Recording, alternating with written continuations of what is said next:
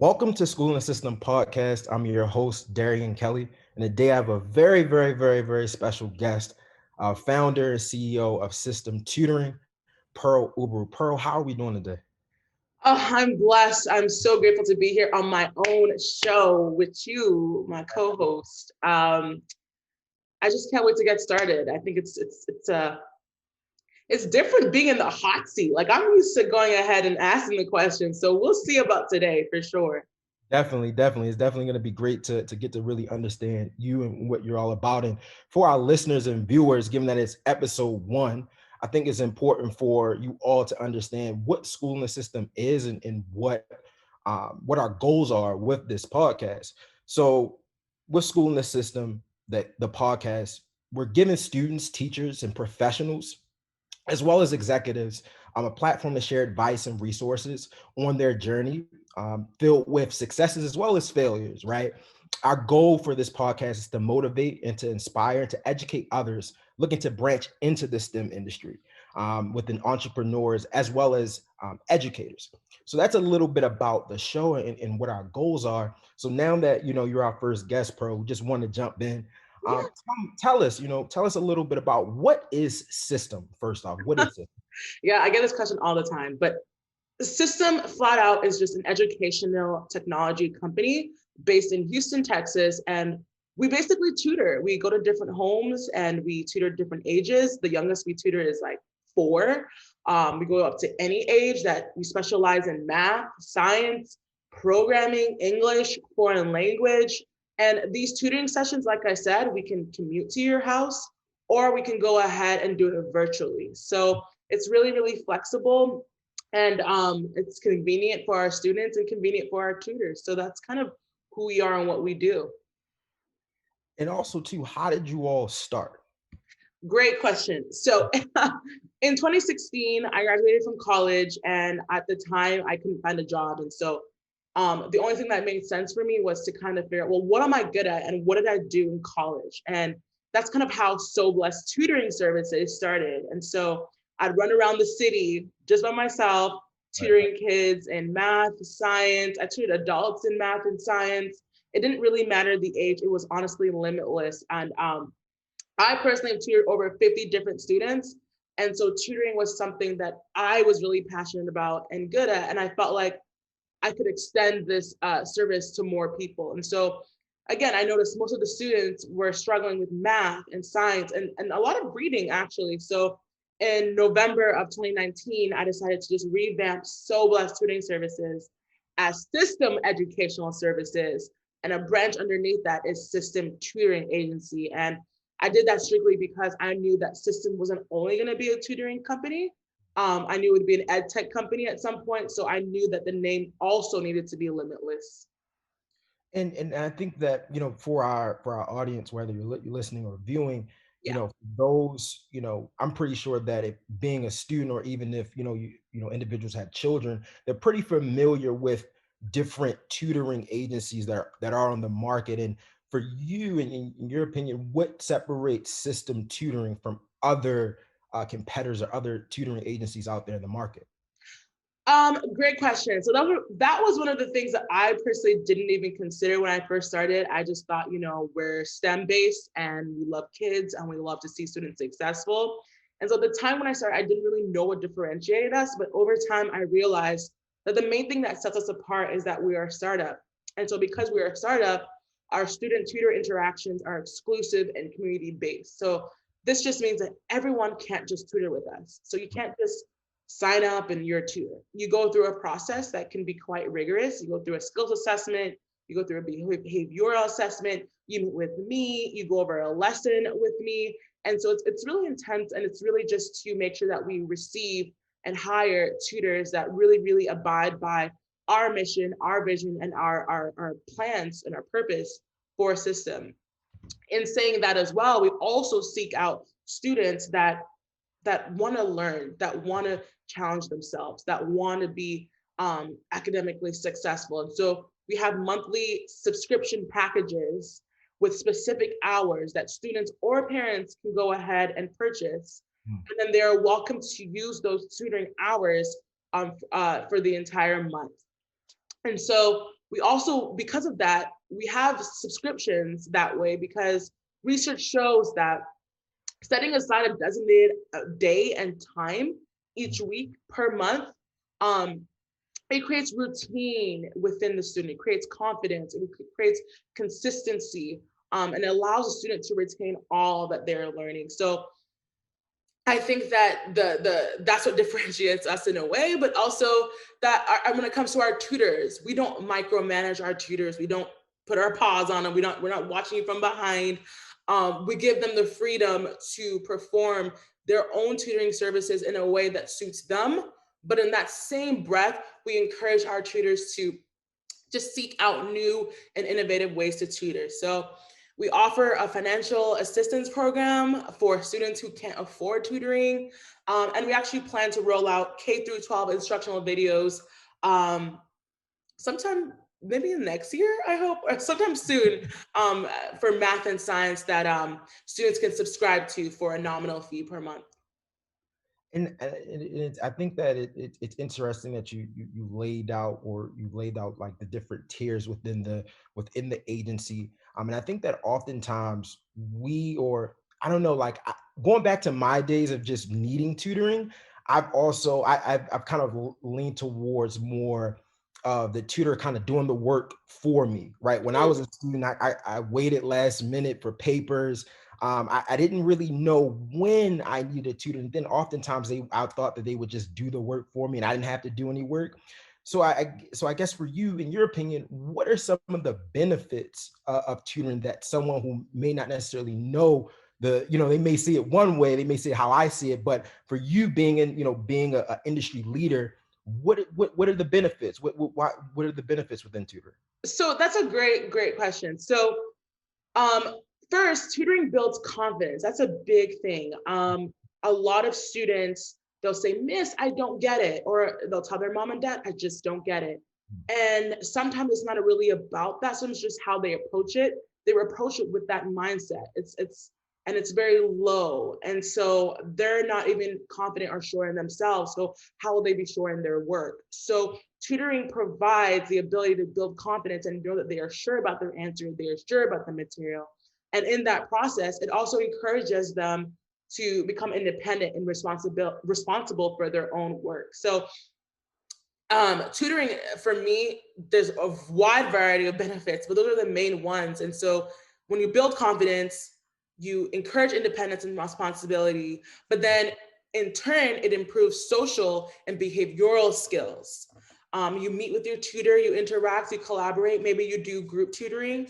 Um, and so that increases your behavioral skills and your social skills.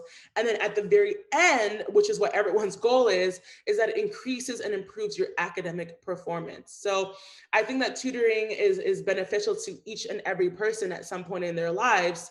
And I believe that even the smartest student sometimes needs tutoring just to create some more stimulating topics, include challenging topics that they may have not been able to learn on their own. So even at SiSTEM, we believe that a student is not meant to have a tutor for years and years and years at a time. We believe that the tutor should teach in such a way that the student becomes confident enough to learn on their own. So our tutors at SiSTEM encourage their students to realize that the hard work and effort truly lies within the student themselves, and that the tutor is just there to help uplift, motivate, and inspire them. So So it is as if the student already has the capabilities within them. It takes a tutor really bringing it out of them and allowing for them to, like you said, have the confidence to execute on their own.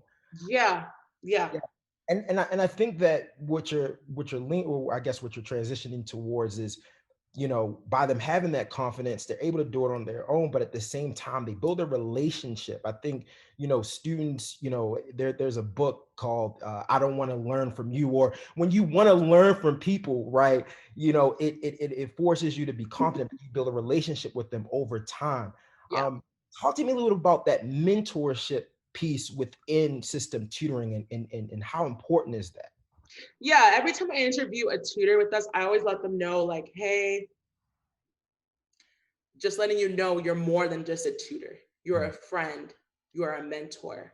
you're a leader. And so because of that, I'm a huge advocate for mentorship. I believe that no successful person knows it all or knew it all, Right. and no successful person did it all on their own. Mm. So again, our tutors double as mentors in terms of our tutoring agency. But even when I think about this particular podcast, we promote a sense of mentorship here. Our tutors share a wealth of knowledge in their subjects and expertise with their students. But on this podcast, I believe that the guests that we have, they share their ability and their insights that gained over the years through their real world experiences. And they share their journey, the process they endured, where they're at now. And we hope that that story promotes a sense of relatability and motivation for our listeners. Yeah, and I think that providing content and that is in the vein of mentorship through our guests is extremely important because we want the student or the parent or whoever the average listener is to feel as if they're a part of us, to have that relationship built in, so that they can look to us as that for direction within the mentoring space within STEM and even beyond STEM, right? Because we Yeah, have a diverse lineup of guests on this show. So I feel as though this platform can be a guide for whether it's STEM, whether it's entrepreneurship, and even mentorship, so to speak. yeah, So I think that the platform covers that. But more importantly, STEM, the topic of STEM, right? You go on Instagram and you type in STEM, you do hashtag STEM, a million different things pop up. yeah. Um, them in the past few years has not even past few years, but just as of recent, it's Hmm. becoming more of a buzzword, topic. Hmm. For you, why is STEM particularly important for you during this time, and shed some light on that. Yeah, so STEM is such a buzzword. That's such a perfect word to use. Right. It's such a buzzword, but there's more depth and there's more. It's very very important. And it's important to me because I have first witnessed how much our nation depends on it. When I was at Baylor in college, I took pretty much every single science course that you could possibly imagine, from Mm, biology to chemistry to physics. And in my current work as an analyst, I'm able to utilize different softwares and technologies and different tools that companies can use to drive certain business insights. mm. I just wrapped up my master's in statistics. Thank you, God. And Congratulations. and I learned the way in which data and statistical analysis and aspects of math and logic can be essential in many different industries. So STEM is all around us, and the subjects within, is what makes our world turn. So in 2018, approximately 2 million STEM jobs went unfilled. Like 2 million. Like that's crazy if you think Yeah. about it. And based the jobs that were filled, only 27% of women qualified for them. And so the statistic is very, very low there. And then if we talk about minorities, 27% of Blacks and Hispanics make up the workforce, okay? 27%. But only 16% of those work or have worked in STEM. And so I just felt like those numbers are really, really, really low. Like there is no representation of us in STEM. When I taught high school math, I personally experienced and witnessed the unequal treatment of Black and Hispanic students. Mm, And that's when everything just started sparking off. I'm like, well, from the foundation, they don't get the right education in the first place. So how are they able to get into these careers? And so I took it upon myself to purposely teach in these environments so that our Black and Brown kids can see that they too are capable of becoming anything that they want. mm, And I shared with them my own journey to becoming a teacher, my mm. plans for later in life. And in my lessons, I would incorporate where and how they may or may not see these math skills in their career of choice. So as a woman and as a Black woman, STEM is super, super important to me. Certainly, and I think that I think that the reason why system is what it is because of those different experiences that you've had in the past. I think, Yeah. speaking from your teaching background, I think that you have a pulse on, how do students feel about STEM, or how do I, how can I be that person that leads them into, to see that there's, they have more to offer in this space, Yeah. and where even though they may not see themselves, they can look to Miss and say, hey, she did it, so I Yeah. can, that sort of a relationship. And I think that also too, as as you look back on the past, right, and where you are now, Mhm. moving forward, right, a lot of lessons learned, and we're going to get into that. However, what does the future look like? If you can kind of paint the picture, what does the future looks like, excuse me, for system tutoring? Yeah, so the plan is for SiSTEM to become a one-stop shop for educational resources, educational services for educators and students, sorry, who need these STEM-based things. So we also want to offer STEM-based opportunities and events. We plan to curate basically an ed tech marketplace where educators can receive resources for their curriculum, utilize our STEM-based videos to help facilitate instruction, and to provide the students and themselves with opportunities such as camps, workshops, webinars, conferences, just geared around STEM. And for students, we want to be able to give back. So we want to provide discounted textbook purchases, affordable on-demand tutoring, and events such as career fairs, internships, scholarships, and conferences within the STEM industry. So we have a lot planned for SiSTEM, and I'm super, super excited because this is just like was what was once my passion, and my passion project is now something that it's still my passion project, but it's really something that we can really be impactful for around the globe. And so I'm looking forward to it. Yeah, and I think that is, you said something really important there, your passion project, right? I think that when you're not so focused on like the material, Mhm. aspects of things, right? Looking for something to happen to validate you, versus if it's your passion, no matter if it's a good day or a bad day, you're still going to feel motivated. You're still going to feel as though, as you mentioned, right, you have a way in which you're going to impact the world. So if you use that as a motivator, Mhm. the things that you're speaking will come into existence, because it's something that's tied towards passion and not to anything material that you can touch. So I think that that's a very, very important point.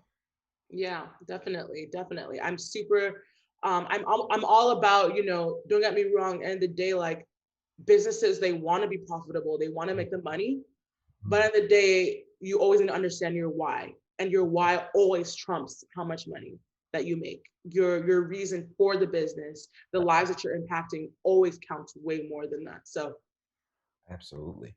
Well, this is the fun part of the show, and I always like to tell the guests, it's fun. yeah. We call it taking them to school. I'm gonna ask Mm. a couple of questions, and you answer them to the best of your ability. Okay, I am ready. Okay. So for you, what are the top 3 lessons that you've learned so far? Wow. Okay. Okay, one would be don't be afraid. I know it sounds really basic, but like I think a lot of people when they start their business or when they start anything, it doesn't even have to be a business, whether it's school, a new job, a new chapter in their lives, fear is one of the things that takes over and kind of makes them feel like they cannot do whatever they've been called to do. Mm, And I think that just trumping that fear and knowing that you are capable and that this is something that you are passionate about, and this is something that you see yourself doing outside of yourself, that honestly creates a sense of satisfaction and gratification for yourself and for whatever you're about to do. And so it kind of eliminates the thought of fear. So I guess I would say don't be afraid, or if you are going to be afraid, do it afraid. you mm, know Go for it and know that it's not going to be perfect, it's not going to be all peaches and cream like we all thought, but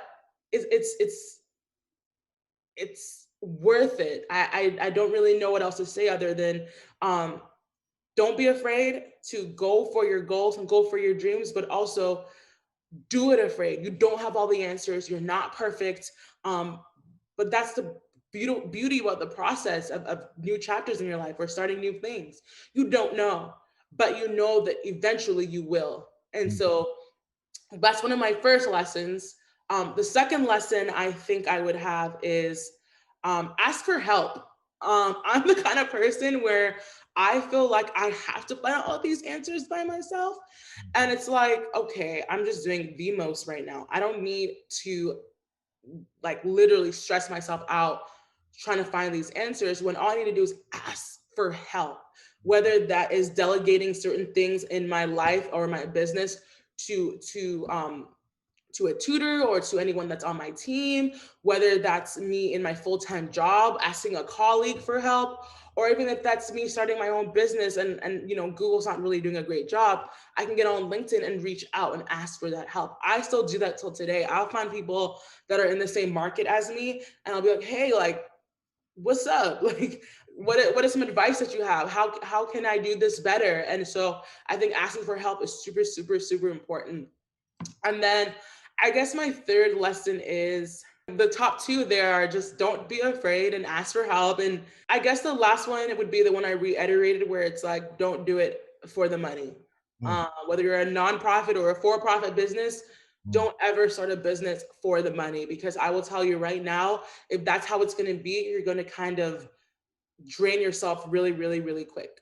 When you start a business, money won't always be there. It won't pour in like you think it would. You won't become a millionaire overnight, although people on YouTube and around the world try to make you, or society make you feel that way. It's Mm. just not how it works, and that's okay. Right. um but if your mindset is focused on just, oh, how much money am I going to make, am I going to make this much, am I going to be like, that's good to know because everyone needs numbers in their business, but like I said, you need to know your why and your impact in the community is what's going to make the business thrive. It's what's going to bring in that money. It's going to be one of those things where like it's the money is secondary.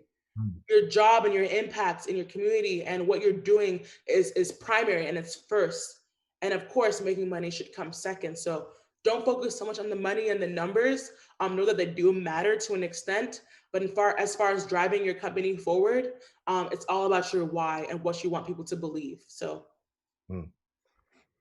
The next question would be, if you can collaborate with anyone, it could be an artist, it could be a successful entrepreneur, like who would you want to collaborate with and why? honestly, you already know who. Beyonce, duh. I love me some Beyonce. I think her work ethic is crazy. Her hard work is amazing. I strive to be like that, as you can see.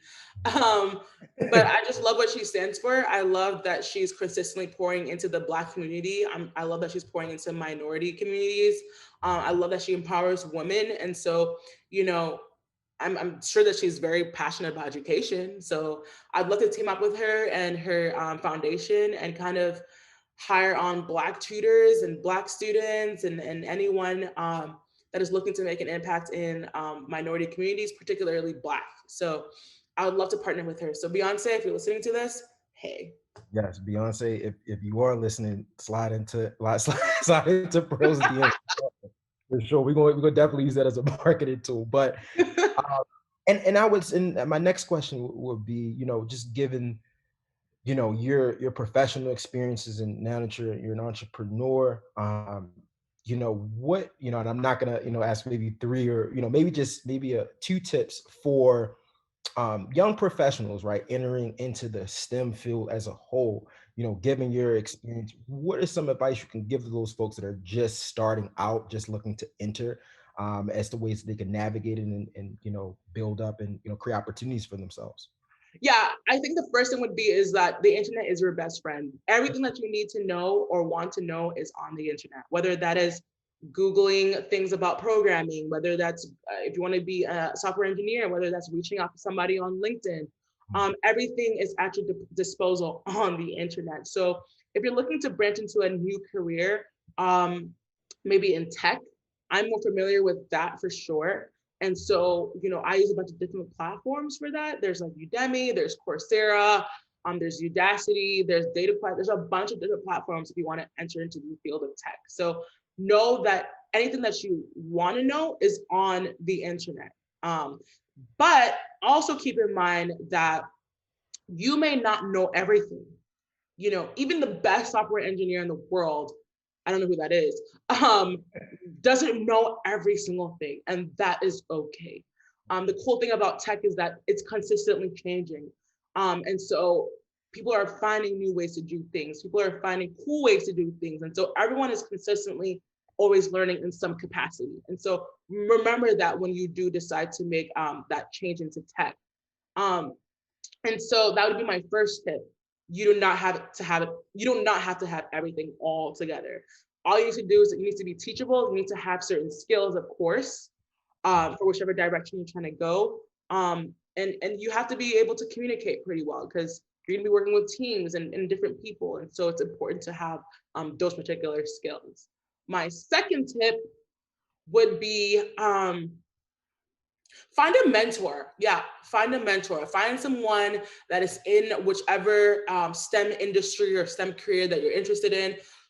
Reach out to them and just have them take you under their wing so they can guide you and let you know the direction you should go for the growth of your career. Whether you're not, even if you're not transitioning into STEM, even if you're in STEM and you're trying to transition into another role within STEM, like let's say you're a doctor, but now you want to be a software engineer, you can still have a mentor. I think some people limit mentors to just students. And it's just like, if you think about it, we're all students. We're all trying to learn new things each and every day. We never stop learning. We never stop being students. But, when you're trying to get into a new field, it's good to ask somebody that knows already. So getting a mentor would be awesome. And they can direct you properly and guide you properly and make sure that you're making the right decisions and just make sure that they're there for you and supporting you in this transition. So definitely get a mentor, okay? You heard it here first. Get you a mentor. No matter what you're looking to do, start with a mentor first. Yeah. And then the last question we like to ask all our guests on the show is, what does it mean, in your words, what does it mean to school the system? You know what? I always ask this question and it puts people on the spot. And today you got me on the spot. There we go. But I'm going to go for it. Okay. I think schooling the system is giving yourself the opportunity to gain more knowledge in whichever career or whatever path you're going on. So getting enough knowledge to where you are able to pour back into your community, pour back into yourself, pour back into the system, whichever system that you're in, figuring it out for those people. And building a sense of community. So I would say that if you're going to school the system, you're going to gain a bunch of knowledge. You're going to pour that knowledge into yourself. You're going to use that knowledge for other people and have some type of like generational process of you just pouring in the knowledge into each and every person as they get older, as you get older. I think that it's important for us, especially as Black people, to continuously reach out. If we're here, reach down and pull somebody up, And so that's what I would think when it comes to schooling the system. It means being selfless with any knowledge, anything that you have, any resources that you have for anyone that might be in need. Absolutely. I agree. Well, Pearl, thank you so much for your time. I believe that our listeners and viewers, as a whole was able to, I don't want to call them gems, I call them diamonds, be able to take heed to what you were saying, those different jewels, and be able to really take it and feel motivated, feel inspired. Yeah. I certainly have, just from this conversation, and I appreciate your time, and we look to continue to follow you in all your endeavors. Thank you so much. I appreciate being on my own show. Like that's so no, thank you so much. If you enjoyed watching this, I'm sure you did. Make sure to follow your hosts on social media. And of course, if you're struggling with tutoring, please check out www.systemtutoring.com. We are here for you and we want you to be successful in all that you do. So thanks for having me, School in the System. And yeah, bye. Bye.